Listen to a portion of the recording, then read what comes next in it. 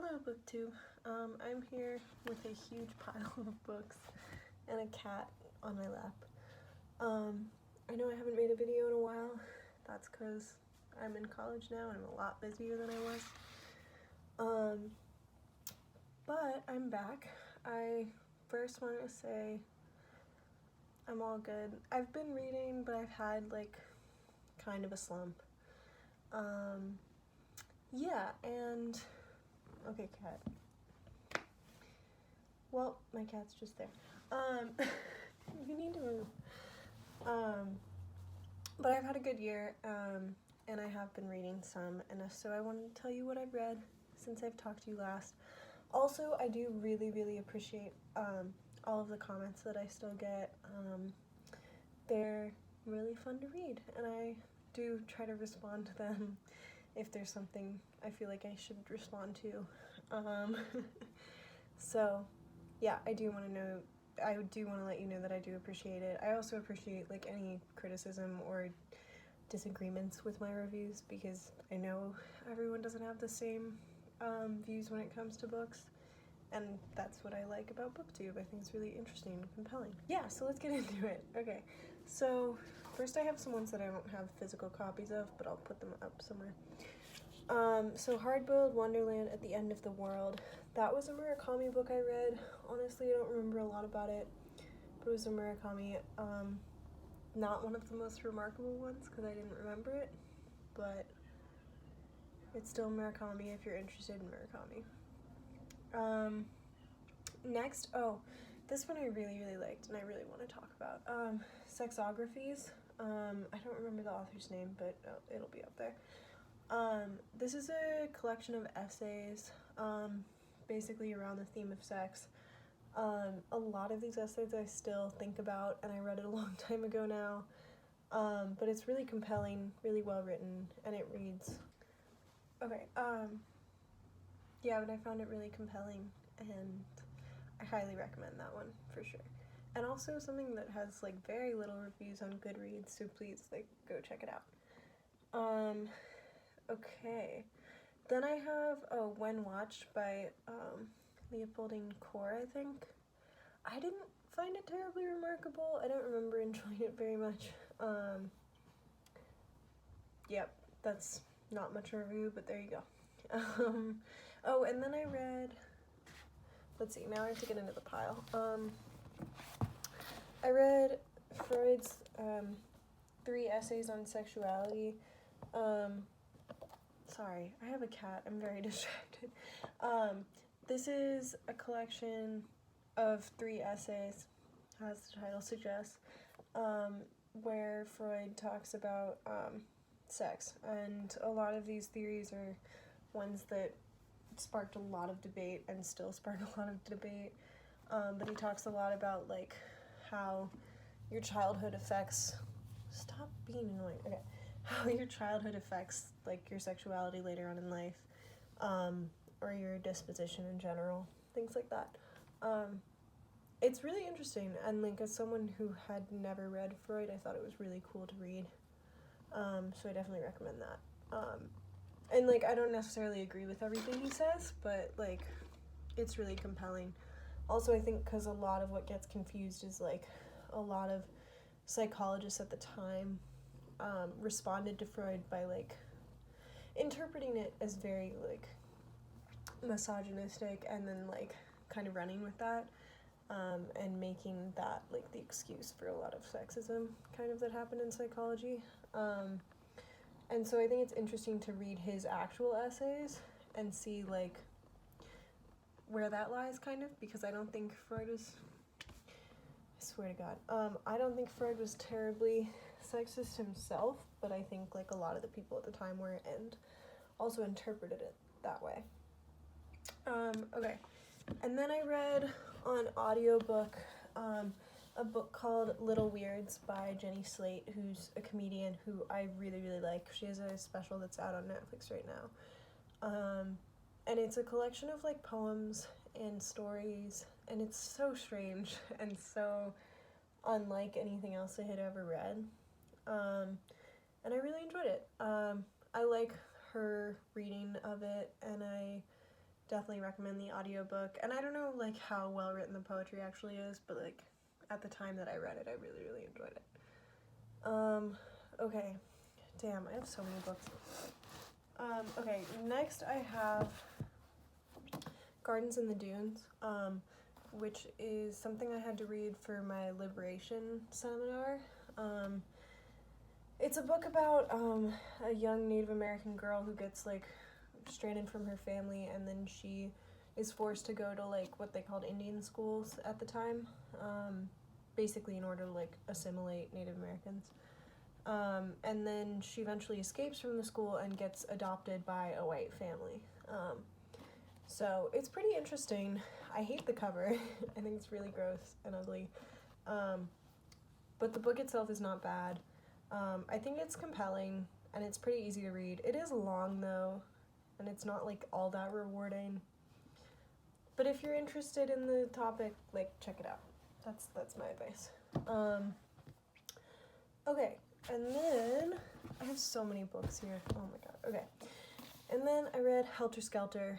I wanted to read this after Once Upon a Time in Hollywood came out because I was really curious about the Manson murders and what actually happened, because as a lot of people know, I hope I'm not spoiling anything, but at the end of Once Upon a Time, in Hollywood, the real ending of the Manson murders, where Sharon Tate gets murdered, don't actually happen, or doesn't actually happen, I don't know. So I wanted to find out, like, the true story.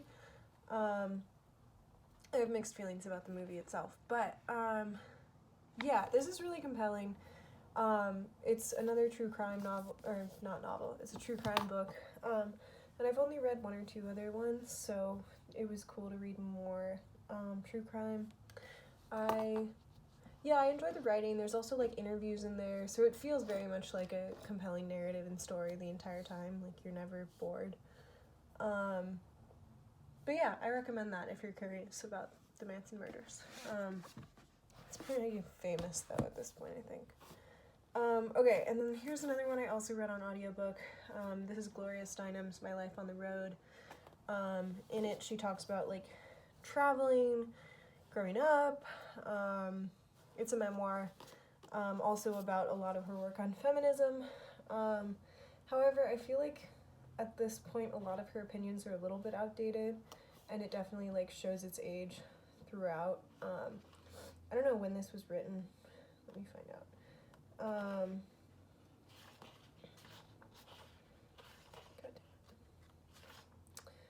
It was written in 2015, so I feel like some of the opinions and language she uses are a little bit outdated in feminist circles now, but I still think it's interesting. I think she's a feminist icon, so it's interesting to check out and see. Is it a perfect book? No, but I think it's interesting. Okay. Oh, this is maybe my favorite one that I wanted to talk about today. This is Edgar Caret's Fly Already. It's a series of short stories, and I just love his writing. Also, the cover's really cool. It's like a smoking fish, man. Yeah, his writing is so cool. It reminds me a lot of George Saunders. Saunders. Yeah, I really enjoyed these short stories, and I highly recommend them to anyone. I don't want to spoil any of them, because they're all so unique and special. But I don't think there was a single bad short story in the entire collection. So I highly recommend that. Okay. God, I'm getting through it.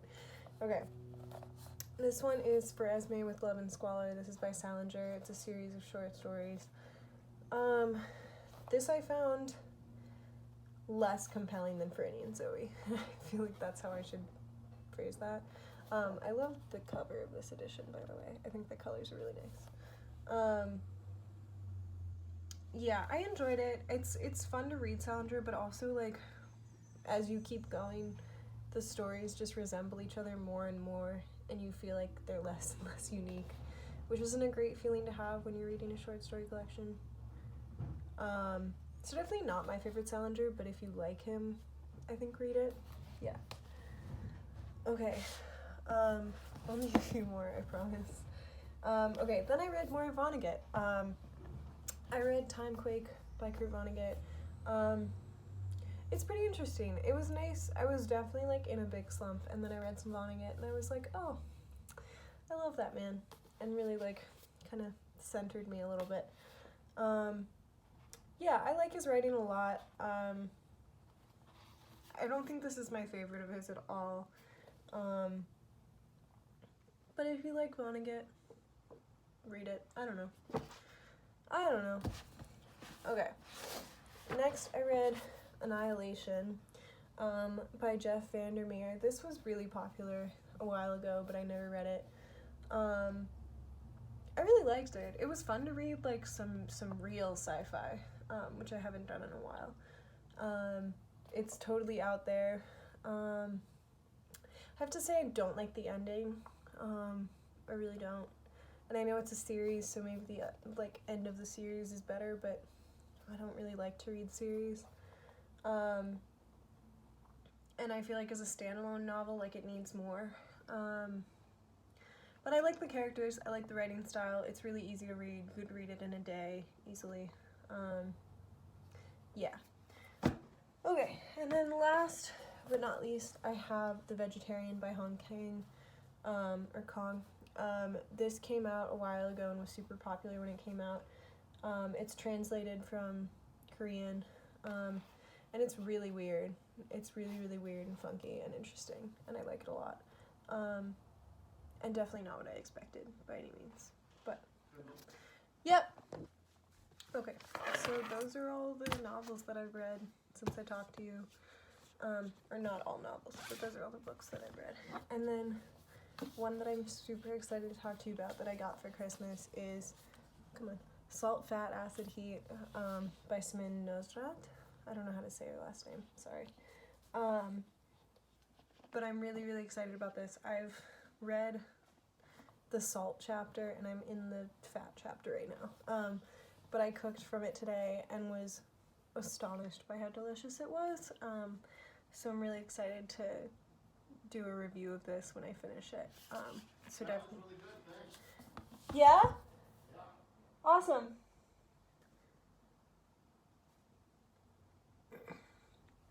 And that was my dad telling me that the salad that I made from it was really delicious. So that's a good sign, I think.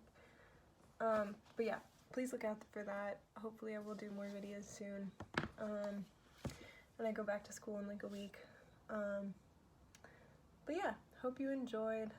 Please leave comments and stuff and keep doing that. But yeah, see ya.